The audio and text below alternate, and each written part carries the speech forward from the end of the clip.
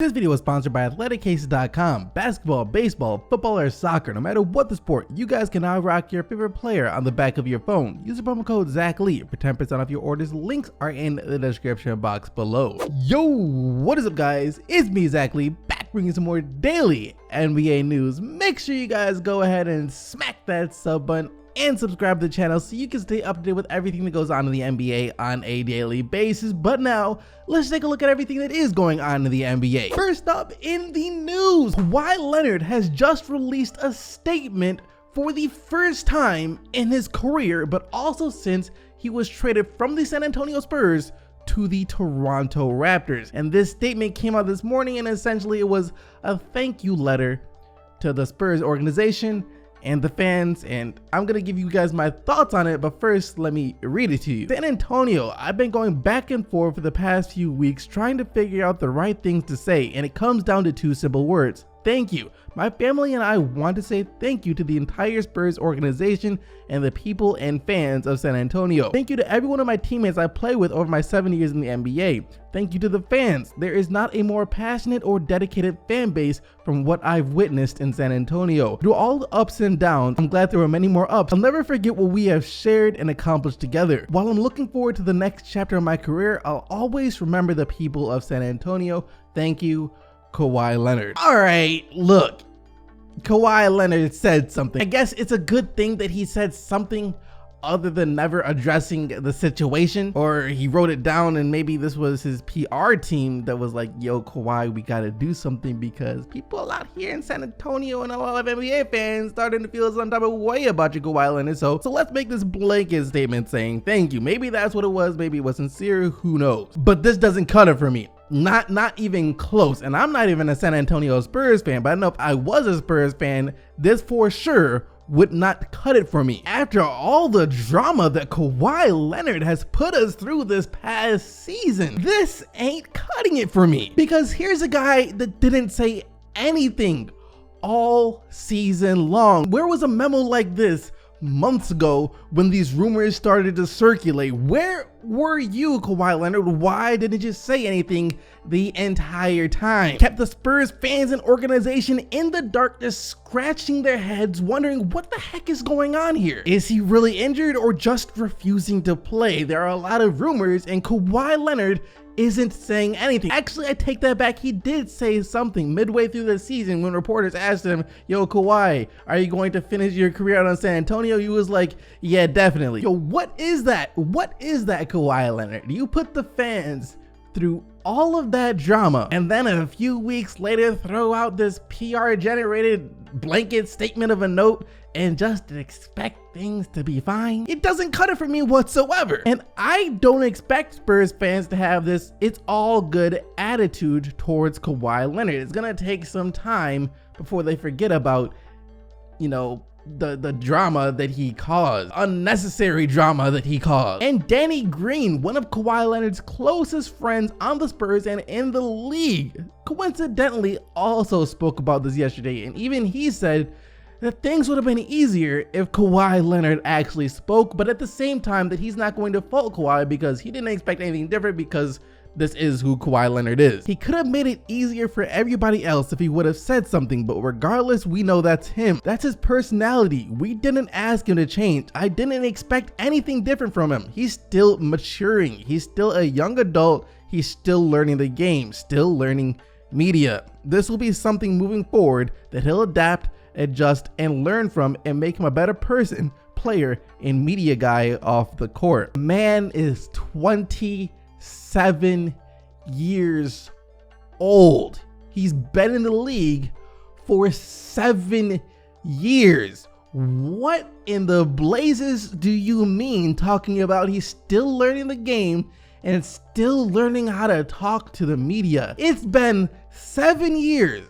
He's 27 years old and doesn't know how to talk. He just had to say something, anything. Just what on earth is going on? He's still learning how to do that. If that's the case at this rate, it's a lost cause. By the time he retires, he still won't know how to speak to the media. I love Kawhi Leonard as a player, but the way he handled the situation was so unacceptably bad. For our next story of the day, a player in the NBA who's actually the exact opposite of Kawhi Leonard when it comes to speaking to the media is Draymond Green. You never have to guess what he's thinking. You never have to guess about what he's going to say. When he feels or wants to say something, he's gonna say it, and it doesn't matter what it is. And he did that once again yesterday, as when he was asked about the Lakers and whether or not he thinks they could be a threat to the Golden State Warriors, this was his response. Teams worry about us. We don't worry about nobody. We are the champs.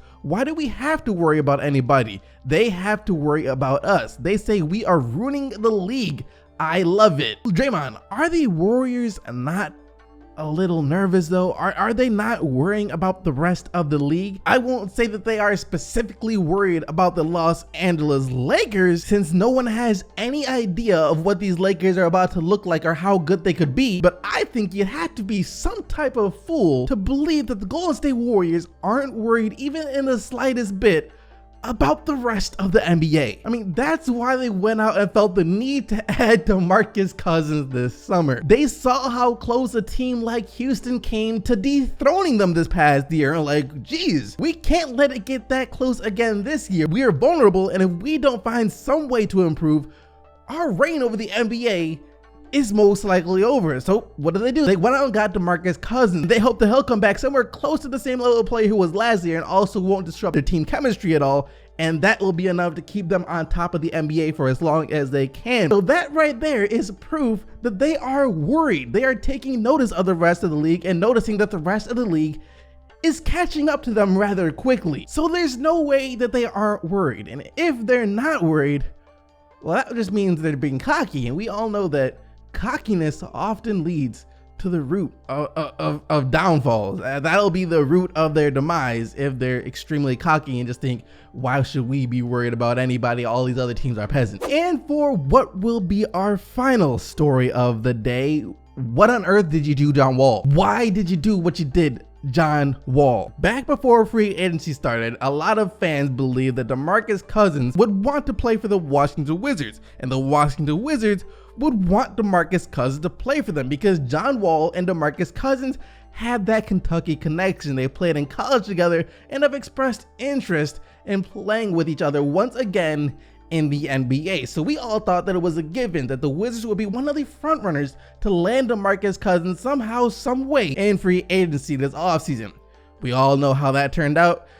It's not the Washington Wizards. We know how it turned out, but we don't know why it didn't turn out that DeMarcus Cousins would join the Washington Wizards. But now we do know why DeMarcus Cousins didn't join the Washington Wizards, and it's because of John Wall. John Wall pretty much said no, and the reason he said no was because DeMarcus Cousins wouldn't be ready to play by the time the season started. At the time, I thought we needed a center who could play right away. 9 times out of 10, Cousins is not going to be ready at the beginning of the season. I think we need a guy who can be our starting center right now. John Wall, you are not in the Western Conference. You are in the East. Why are you feeling so competitive about this? Sure, like the East isn't as bad as it has been in prior years, but to think that you would need a starting center right now to be able to stay afloat in the Eastern Conference until DeMarcus Cousins got back, what are you talking about? You had Marcin Gortat this past season. Marcin Gortat.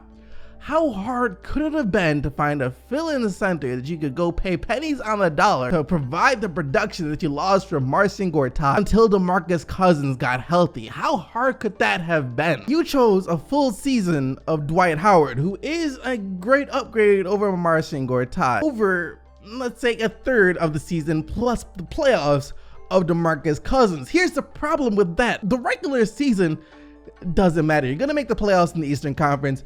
Good job, you're gonna make the playoffs. But in the playoffs, would you rather have DeMarcus Cousins or Dwight Howard? Dwight Howard's not about to elevate you guys to the point where you have a shot of making it out the Eastern Conference. Not at all. If you had DeMarcus Cousins, at least there's a glimmer of hope that if DeMarcus comes back good enough, close enough to his former self, then your shot of making it out the Eastern Conference is much higher than with Dwight Howard, because Dwight Howard is not the answer. It's not 2009, 2010 anymore. So John Wall turning down DeMarcus Cousins just because he wasn't going to be healthy to start the season. Why did you do what you did. I do not understand John Wall. I just don't. And now it is time for the question of the day, where I ask you guys a question based on what it was that we had to talk about today. And today's question of the day is going to be this: how do you feel about Kawhi Leonard's thank you note to the San Antonio Spurs? Do you think that the fans should still be upset, or does this make everything better? Let me know down in the comment section below using the hashtag QOTD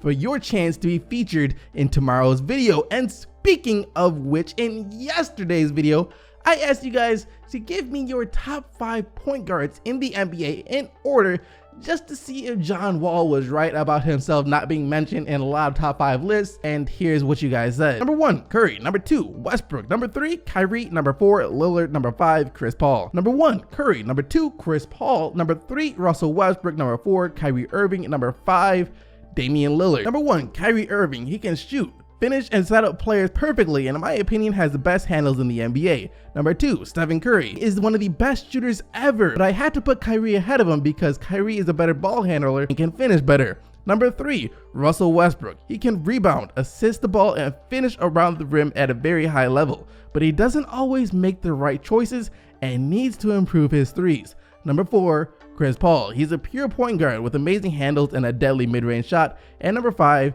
Damian Lillard. I gave him the edge over Wall because Lillard has been phenomenal this season and was more important to his team than Wall. Alright, so I guess John Wall might have a point about him being left off most people's top 5 lists. And personally, he's not on mine either. My top 5 is Curry, Kyrie, Westbrook, and Paul are pretty much tied, and then Damian Lillard. But even though he's not in most people's top 5, I still don't think that means he's being underrated. It just means that he's about the 6th best point guard in the NBA. And as long as the majority of fans agree upon that, how can you be underrated if that's what you are? Now, if someone came along and said you were the 8th, 9th, 10th best point guard in the NBA, then that single individual, sure, he is definitely underrating you. But unless all fans thought you were the 8th, 9th, 10th best point guard in the NBA when you were actually like the 6th, then you're not really underrated, you're just rated accurately and you don't like it. Anyways, that is going to do it for today's video. Remember to leave your answer for today's question of the day down in the comment section below. Also remember to leave a like on this video and subscribe to the channel with post notifications turned on so you don't miss out on more daily news. Thank you once again for watching though. You guys are the real MVPs, and until next time, I am out of here. Peace.